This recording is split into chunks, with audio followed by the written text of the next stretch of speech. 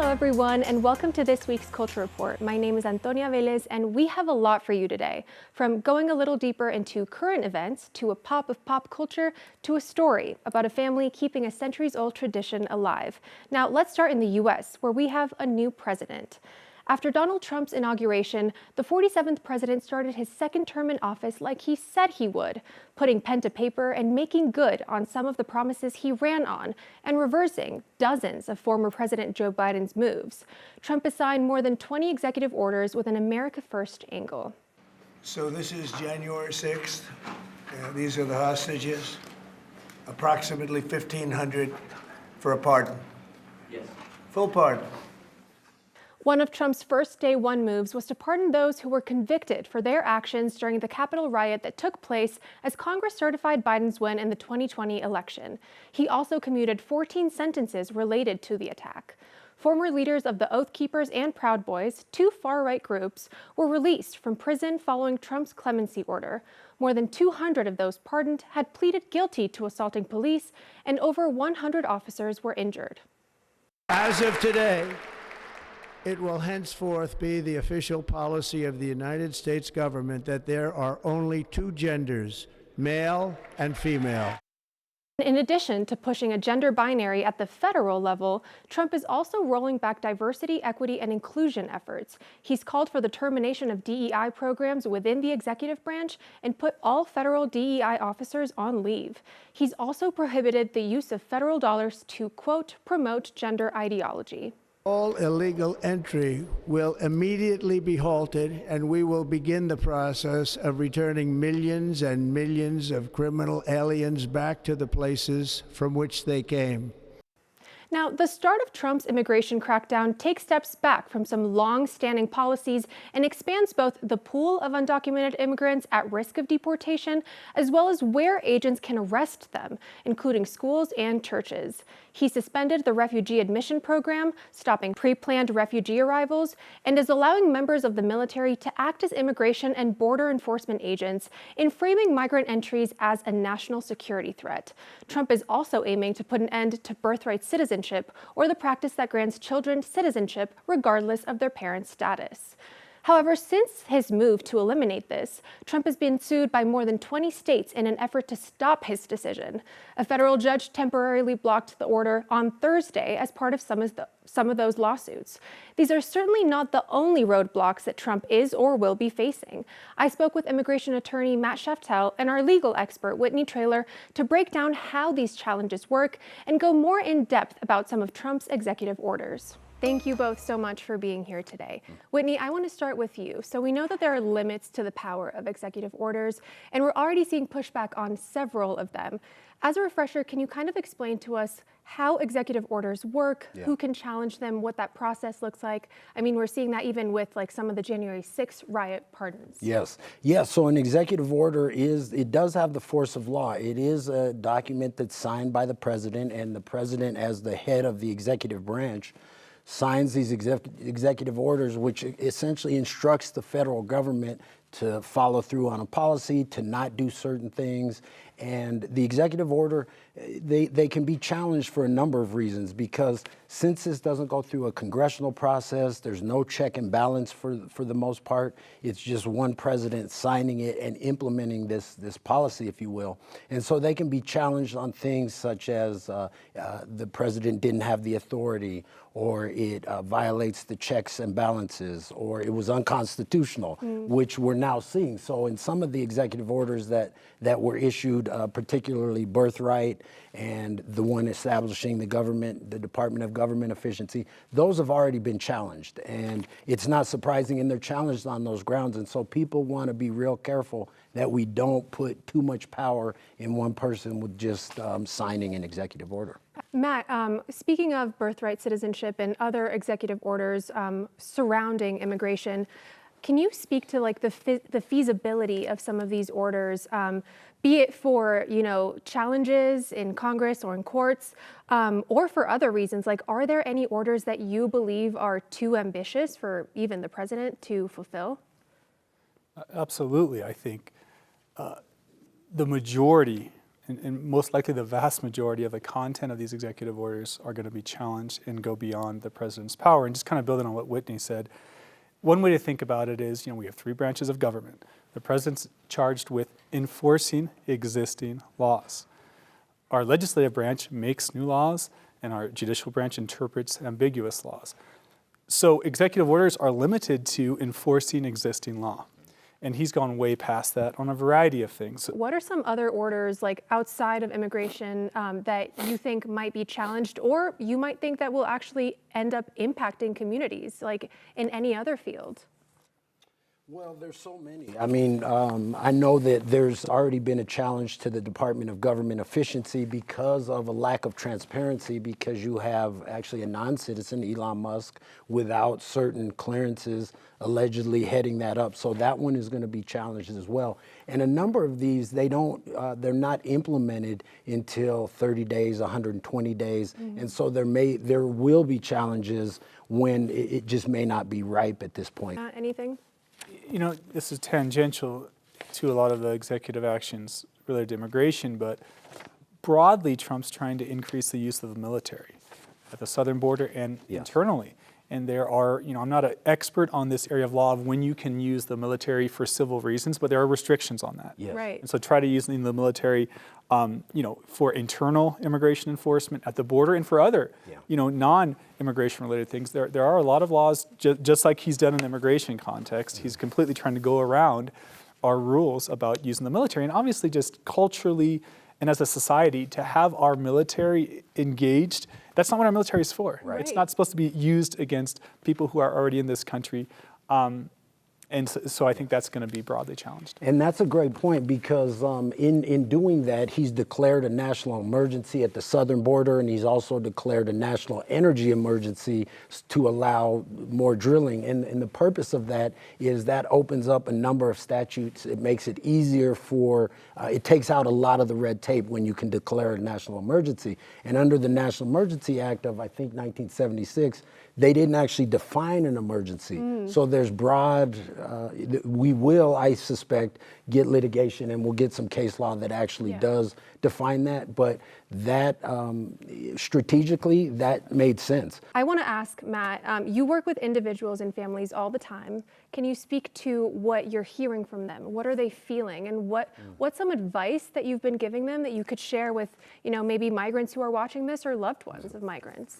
Yeah, I mean, and I think it goes to a key point of particularly the immigration executive actions, which is, I think Trump and his staff knows that a lot of this stuff is going to be challenged and is not feasible, but he's doing it as a messaging tactic and to really try to change the messaging in a very negative way that really undermines the history of this country and the fact that historically we've received so much and we valued immigrants, but he's changing that messaging.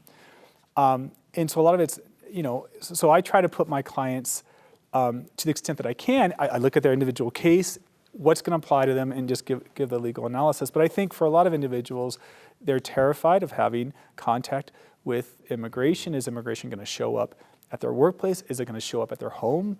And it's important for them to know that they have rights. They have fundamental rights. They have a Sixth Amendment right to counsel. They have Fifth Amendment rights to stay silent. And I think it's important for immigrants to reach out to nonprofits, to attorneys who are advising people of these rights that they still have. Just because you're not a citizen does not mean you don't have fundamental rights that are guaranteed by this country. Now, the community impact of Trump's executive orders has been the focus of many conversations.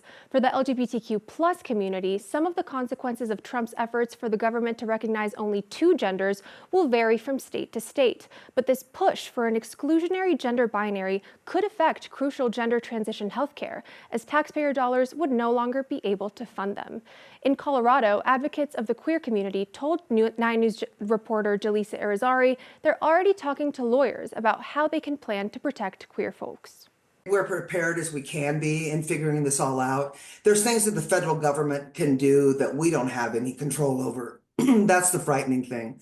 There's things the federal government can do that'll override the rights of Coloradans, LGBT people in Colorado, particularly trans people. I know that people on both sides of the aisle agree that transgender people exist. Whether they like it or not is another story. Advocates said they'll create an action plan after examining these executive orders, and you can find Jaleesa's full story on our website, 9news.com. And in the Middle East, fighting has stopped between Israel and Hamas, at least for now. The two reached a temporary ceasefire, which included the release of 3 Israeli hostages and Palestinian prisoners.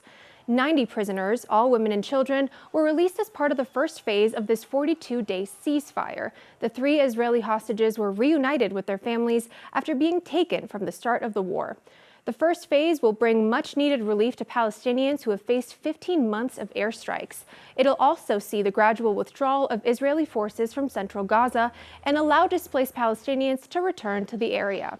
As for what's next, the second phase's broad outline shows that all remaining hostages are to be released in exchange for a complete Israeli withdrawal from Gaza. However, there are concerns that this temporary ceasefire won't hold, including from a Palestinian American directly impacted by the fighting. Still obviously in deep mourning because of the countless tens of thousands who've been killed over these past 15 months, including, almost 200 from my family. Now, during his inauguration, President Donald Trump said he is not confident the ceasefire will hold.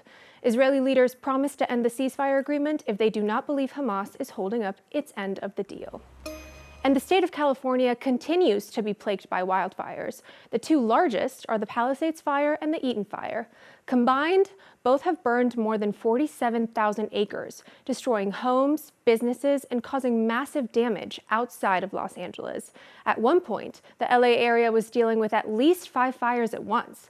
The burden was heavy, drawing the help from crews from around the country as well as prisoners. The state of California has a century-old firefighting program that puts incarcerated people on the front lines of fires. It's called the California Department of Corrections and Rehabilitation Fire Camp Program. It trains them on how to fight fires in exchange for time off their sentence and some money in their pocket. Now, if this doesn't sound so bad to you, just wait. While it is voluntary, inmate firefighters only earn between $5 and $10 a day, and 1 day on the front lines is 2 days off their sentence, which, to be eligible, they must have 8 years or less remaining. So with about $10 earned a day and 2 days off their sentence per day served, the situation leaves many to believe it's exploitative and may not be worth the risk, especially for someone who doesn't have many options. At one point, more than 700 inmates were helping fight the fires in Southern California this month, bringing criticism of the program back to the forefront. These wildfires have also put an incredible strain on working-class families and people of color. The Eaton Fire decimated the Altadena area. According to NBC News, people of color make up more than half of the 42,000 people who live there. 27% are Latino and 18% are Black Americans. Now, without homes and many without work, people are trying to figure out what to do next as they watch the costs to rebuild stack up. Altadena community members did have a meeting to speak about the future of the area and express concerns about developers coming in to buy up the area in the wake of destruction. California Democratic Governor Gavin Newsom has signed an executive order targeting predatory developers. However, it only lasts for 3 months. And TikTok with a second chance. Just as we thought the app was forever gone, President Trump signed an executive action to delay the ban for at least another 75 days. More than 170 million American users lost the access to the app after it went dark Saturday night. Service was restored the next day after President Trump reassured he would delay the ban. In a court filing last month, TikTok leaders warned that U.S. small businesses and creators would have lost more than $1 billion in revenue and earnings per month if the app shut down. They want to support small businesses, but overnight we're going to stop an economy, we're going to cut off a channel of communication with your local community. Trump says he is confident he can find a solution for the app, and he says he sees TikTok becoming 50% U.S. owned. And speaking of TikTok, if you've been using the app or any social media platform really, it's likely that you've seen Bad Bunny. Well, there's a reason for that. The Puerto Rican artist's newest album, Debí tirar más fotos, or I Should Have Taken More Photos in English, is topping charts. Now, this is nothing new. Benito's records have been leading Billboard 200 since 2020, but this one's a little extra special. As he told the New York Times, much of the album's origin came from being away from home and wanting to reconnect with his roots. As a Colombian who's far away from the country I love and grew up in, that definitely resonates. Benito's sixth studio album is being called his most Puerto Rican album yet. It includes subtle but very clear political commentary if you know a thing or two about the island's struggle with mismanagement from the government, natural disasters, and gentrification. He recorded the music in Puerto Rico, featured only Puerto Rican artists, and used traditional rhythms from the island that are rich with history, like the rural música jíbara and the folkloric plena, which is characterized by its percussion and origins as a vessel for social critiques. It puts a spotlight on the beauty of the past by mixing it in with some of the new. This is not like a new rhythm. It's a very old rhythm. Yep. It just sounds new and different because I'm doing it. I'm making this sound with my voice and my style and my flow sound different, but they're being here forever, like way before I born. Now, keeping traditions alive is important in honoring one's heritage. That rings true across cultures. One family shows us how they highlight the past through celebrating their passion. There's a lot of stuff. Mucha historia. My name is Gerardo Diaz. They know me as Charro de Corazón. That means Charro del Corazón, Charro from the heart. We are here at the National Western Stock Show and Rodeo. I've been able to bring the tradición, the tradition of the Mexican charro 40 years ago here at the stock show. The charro is more of a rope artist. Es un deporte, un arte que es creado por tradición más de 600 años. Ese arte del hombre de a caballo, la mujer de a caballo. So we have a legacy of horsemanship. My wife Stacy is third generation. I'm fourth generation, and now my son Nicolas, he is fifth. Just this is home to me. Just being here with the horse, holding him, petting his nose, playing with his hair, feeling him breathe against my skin. That's home. That's what I was raised with. From my father and my mother and my grandparents, they all have a very rich history of horses. It was my dad that was one of the pioneers here in the United States in the 40s. Being that traditional charro, he had me on horseback at a very young age, baby. I just feel proud that I've been able to take that legacy on and carry it about. It was never pressured upon me that I have to do that, but it was something that I followed and dedicated myself to, and that's what I'm dedicating my life to, is the horses. The roots of the cowboy come from the South, and I think it's a history that needs to be expressed, because the American cowboy has borrowed many of the traditions of the Mexican cowboy. As a persona, I have done my best to educate the young boys and girls about the tradition of a charro mexicano. I definitely see myself always keeping our tradition alive. It's not just the performing, it's the behind the scenes that is so important to me. But the feeling you get when you're about to enter the arena can sometimes be your heart starts kind of fluttering. My dad always told me that the day I quit getting butterflies in your stomach, that was the day to go do something else. And if you have the chance to see us perform as a family or myself, you'll see it coming out of my face and my smile. I love to perform. I love to show my horse to the best of his ability, but it comes from the inside of my heart. And on Thursday, nominations for the 97th Oscars were announced. Leading the pack with 13 nominations is the Spanish-language musical Emilia Pérez, which is about a Mexican cartel leader who fakes their own death before going through a gender transition. The lead actress in that movie, Carla Sofia Gascon, is nominated for Best Actress, making her the first openly trans person to be nominated in an acting category.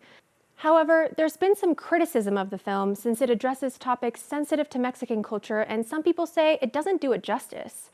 The Brutalist and Wicked each got 10 nominations. And now our very own DeMarco Randall shows us some good news. Denver just played host for the Professional Women's Hockey League as part of their takeover tour earlier this January. Just over 14,000 people gathered inside a Ball Arena, breaking the United States attendance record. Yeah, it was a very good game. I was hoping we would get overtime. I bullied all of my friends to buying tickets to see the PWHL play the takeover tour here in